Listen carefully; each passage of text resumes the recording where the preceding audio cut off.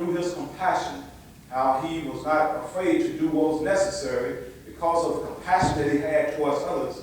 And we should be likewise in our dealings with others to show compassion. In Matthew chapter 8, beginning at verse number 1. Matthew chapter 8, beginning at verse number 1, it says, when he was come down from the mountain, great multitudes followed him. And behold, there came a leper and worshipped him, saying, Lord, if thou wilt, thou canst make me clean. Verse 3 says, and Jesus put forth his hand and touched him, saying, I will, be thou clean. And immediately his leprosy was cleansed. I'm going to remind you to say that in order to show true compassion, we have to be willing to reach out and touch. Amen. We have to be willing to be hands-on in our efforts to show compassion and to be compassionate. So as we get this to help us to launch into this new week that God has blessed us with, we want to look at the subject this evening, Jesus, the compassionate touch. Jesus, the compassionate touch. I got this idea for the sermon from a conversation with my wife, about a 3-minute conversation with her, right back to church this evening. Y'all got with me, amen. If it don't come out like I want it to come out, then don't y'all blame my wife. Y'all always say blame her. But Jesus, the compassionate touch. Compassion means to show sympathy for someone and to be moved to do something about whatever issue is confronting them. We understand what sympathy is. I feel sorry for you. We understand what empathy is. I understand what you're going through because I've gone through it myself. But compassion is a different animal, amen? Compassion involves a portion of sympathy. I feel sorry for you. It may even contain a sprinkling of empathy.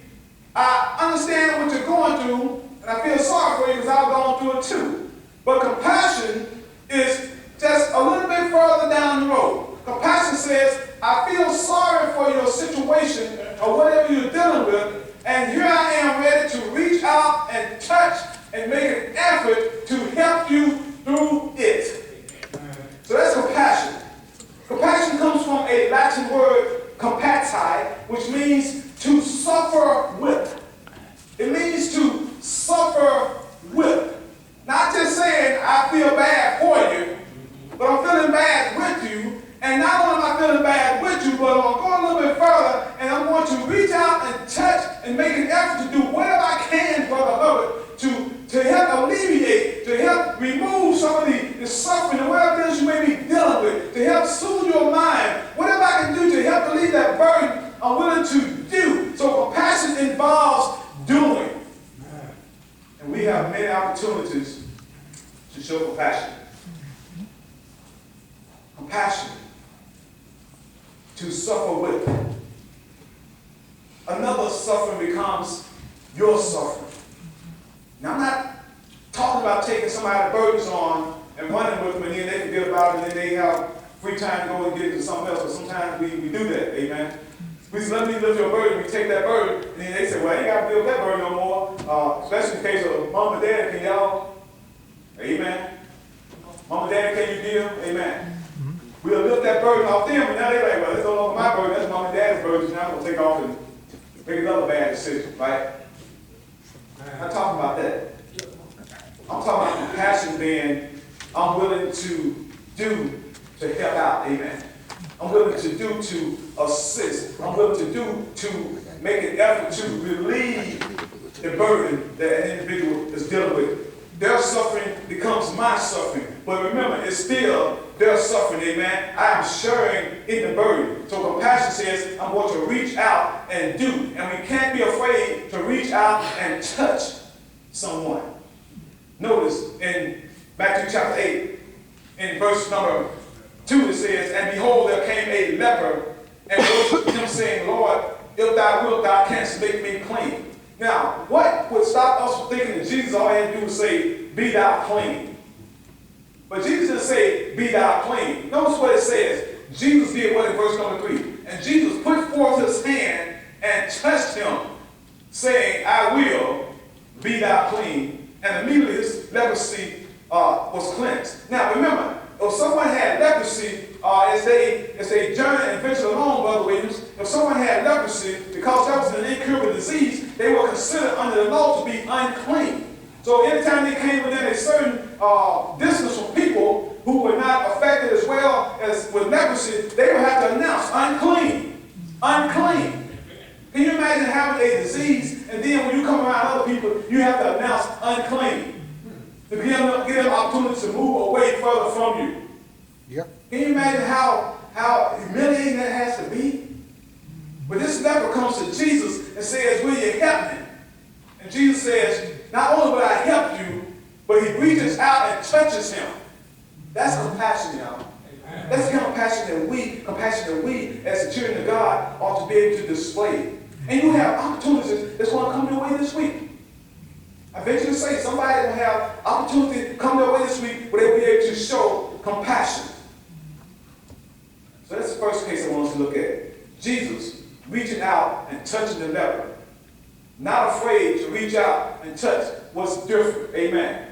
Sometimes we don't want to reach out and touch what's different because maybe they're not dressed like us. Or maybe they're not on the same level of professionalism as us. But Jesus was not concerned about any kind of thing like that. He had no such foolishness in his mind. He reached out and touched this man because he saw this man had a need for help, and he showed compassion, and he was not afraid to reach out and touch. Amen. All right. You don't like that one? I'll give you another one. Look at Mark chapter 8. Look at Mark chapter 8. See if we'll catch on to this in a minute. Mark chapter 8, verse number 22. Mark chapter 8, verse number 22, it says, and he cometh to Bethsaida, and they bring a blind man unto him, and besought him to what? Touch him. And he took the blind man by the hand and led him out of the town. And when he had spit on his eyes and put his hands upon him, he asked him if he saw aught. And he looked up and said, I see men as trees walking. And after that, he put his hands again upon his eyes and made him look up, and he was restored and saw every man clearly. Notice what Jesus did. He put forth his hand and touched him. Amen.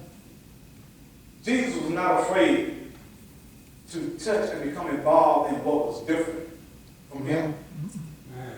He was not afraid to do what others may have been hesitant to do when he saw someone needing help. And remember, empathy or sympathy says, I feel sorry for you. Empathy says, I feel what you feel because I've had that happen to me before. So I know what you're feeling. Compassion says, I feel sorry for you. What can I do to help? Amen. Let me help. Jesus showed what was called compassion. Not just sympathy and empathy, but Jesus showed true compassion with the people that he interacted with, never minding what their situation was, never minding what societal norms were. Never mind how society looked at that person and saw that person. Jesus says, I don't have time to deal with all that. I know somebody who's in need of help. So here comes forth my compassion. And he would reach out and touch them. That's what compassion is. It's another suffering becoming your suffering. It means to suffer with. In Luke chapter 8. Luke chapter 8. Anybody see this trend here? Luke chapter 8. Mm-hmm. I'm going for Luke in John chapter 8. I'm for Luke now. In Luke chapter 8, verse number 22. Excuse me, verse number 43. Luke chapter 8, verse number 43.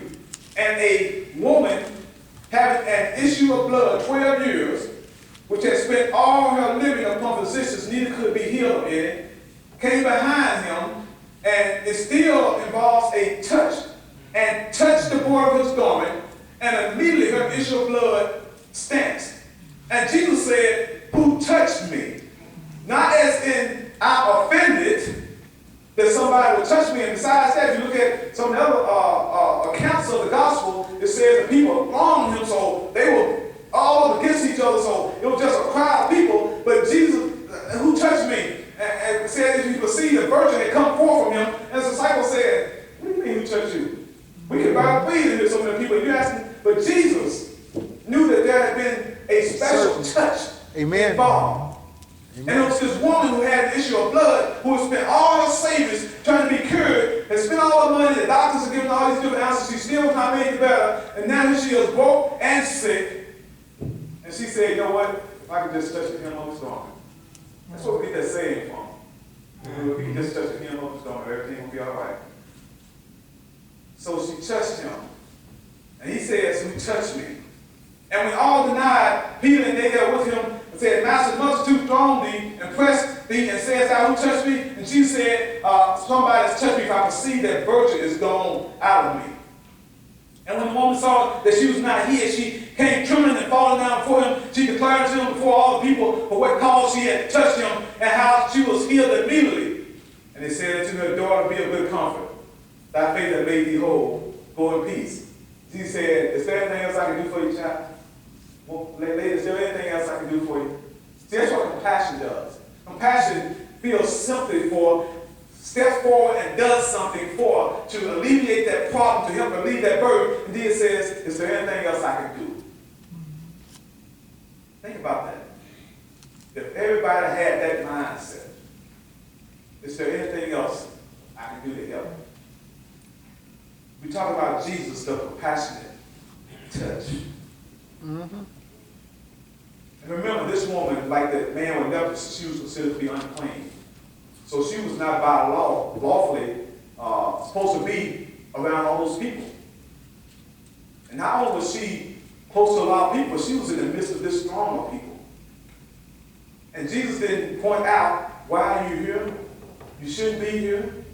You're gonna mess up somebody else. You're breaking the law. He didn't go through none of that. He simply said, be whole, be of good cheer, go your way. Is there anything else I can do for you? That's what true compassion looks like. And then John chapter 8, as I close here. I want us to see Jesus, the compassionate touch. And compare this to your life. Look at your life and see if you have missed out on opportunities to have a compassionate touch. To be able to reach out and touch someone's life in a way that not only shows that you have sympathy towards what they're dealing with, you feel sorry for what they're dealing with, but you're willing to help with them, to suffer with them, and to help lift that burden, and to allow that burden to become your burden. In John chapter 8, verse number 1, Jesus went out to the Mount of Olives, and early in the morning, he came again into the temple, and all the people came to him, and they sat down and taught them. And the scribes and Pharisees brought unto him a woman taken in adultery. And when they had set her in the midst, they said unto him, Master, this woman was taken in adultery, in the very act. Now Moses in the law commanded us that such should be stoned, but what sayest thou? This they said, testing him or tempting him, that they might have to accuse him. But Jesus stooped down, and with his finger, he touched the ground. You see, it still involved a touch. And with his finger, he rolled on the ground as though he heard them not. So when they continued asking him, he lifted up himself and said to them, he that was without sin among you, let him first cast a stone. And again he stooped down and touched. You see, Jesus, what a compassionate touch he has. Every time he touched that ground, he was showing compassion toward that woman. Every time he touched that ground, he showed compassion toward that woman. Because after a while, the people that was in the assembly, they started to get it. And we still don't know what Jesus wrote on the ground, but whatever it was enough to convict their hearts that they started creeping up out of there. They started being very, very scarce. They started easing on up out of there, starting with those older men. Them OGs, amen? They started easing on out of there. Them boys, I was glad they was going like, oh, we done missed something here. I think we got to go sit there by the horse. They went and found something else to do then. But just with touching his finger, just touching the ground, just right on the ground, You see, Jesus had the compassionate touch. And you know what? With all that he did, John says, if all the things that he has done, I suppose that if all those things that he has done was written in a book, I suppose even the world itself cannot contain the volume of books. He did all of those things in 3.5 years of his ministry. And yet and still, if I come to him with a problem today, he still can show compassion on me. He still can show compassion towards my situation. So as we, as children of God, if we want to be like him, we have to be like him in all ways. And being compassionate is one of the ways to show people what Jesus really looked like.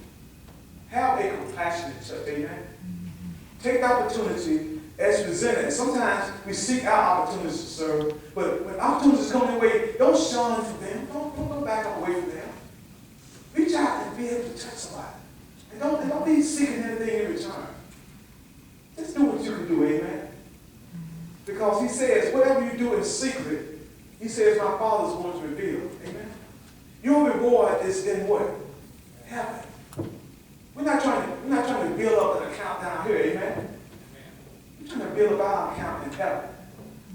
And part of building up that account involves having compassion. Let me close with this. Compassion means to show sympathy for someone and to move to do something about their issue. From the Latin word compati, which means to suffer with, and another suffering becomes your suffering. So as you have an occasion this week to show compassion towards someone, compassion, like mercy, does you no good if you hold on to it. It doesn't grow. You don't become more compassionate by not being compassionate, amen? You don't become more merciful by withholding mercy. Everybody understand that? You have to be compassionate. In order for compassion to grow, you have to be compassionate. In order for you to be a merciful person, you have to give mercy, show mercy. You have to give it away. Take the opportunity this week. It's up to you. Have compassion on someone. Suffer with them and allow their burden or their suffering to come your suffering. Jesus never did anything less. He never did anything less. This is a lesson for this evening. If you need prayer for yourself or someone else, let's prepare our minds for that. You can sit right where you are and have a change of mind. If there's something you're just working on, you can sit right where you are and have a change of mind. We have cards that you can write your prayer requests on. We're making everything available for you to help you through your situation. Take time to sit down, talk, and listen. Because at the end of the day, as we spoke about this morning, we're concerned about the soul of man. Take away everything else, we're concerned about the soul. Amen? Jesus died on the cross. Compassion. He was buried and rose again the third day. Those disciples go out and tell the story. They hear that story, believe it, be willing to have a change of mind, and they willing to confess on the Son of God, they have all their sins washed away. That's compassion right there. Taking away our sins, something we can't do by ourselves. They feel sorry for us in our state. And taking it away from us, taking that burden away from us, that's compassion. Everything about Jesus' life is compassion. We ought to be the same way. He says, be thy faith unto death, I'll give you a crown of life. If you're this evening, subject to the Lord's invitation, you cover yourself. You can know right now, stand in this on the